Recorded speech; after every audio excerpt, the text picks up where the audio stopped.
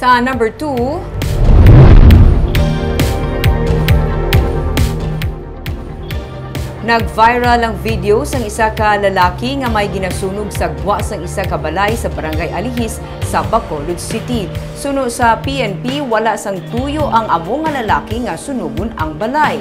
Kawatan ang amo nga lalaki kag damlag pa may ginkawat na nga panty kag bra sa lain nga balay. May report si Romeo Subaldo. Nag-viral ang ini nga video sa sini nga lalaki.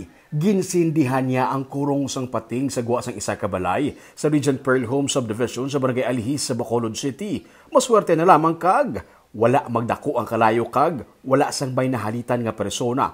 Pero nakakita sang video nga mga residente sang lugar na tublag. Gikulbaan kung sino naman ang marason niya nga halitan. Siyempre sir, kabalaka, kag kung natabo nga nasunog tanan, dalahi kita ng tanan gidyahe, kaya isunog niya kalayo niya sir, galakat niya.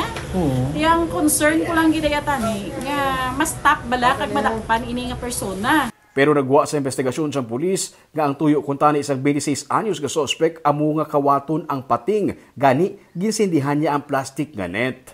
Yun pa man to gani ang ako iman. Nagako siya na sa nagsindi.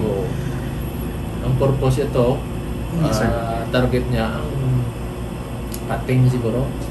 Pating, kaya hindi man ito mabrihan kayo daw wire mesh o steel wire ito ang kilid. Pero ang dalong sa ito, plastic. Plastic. Oo. Sa loob, abi. Amo itong insindihan niya? Insindihan niya. Di wala yung manakwa, kahit tingatulo to ang plastic, kaya siyempre masindihan mo sa kalayo.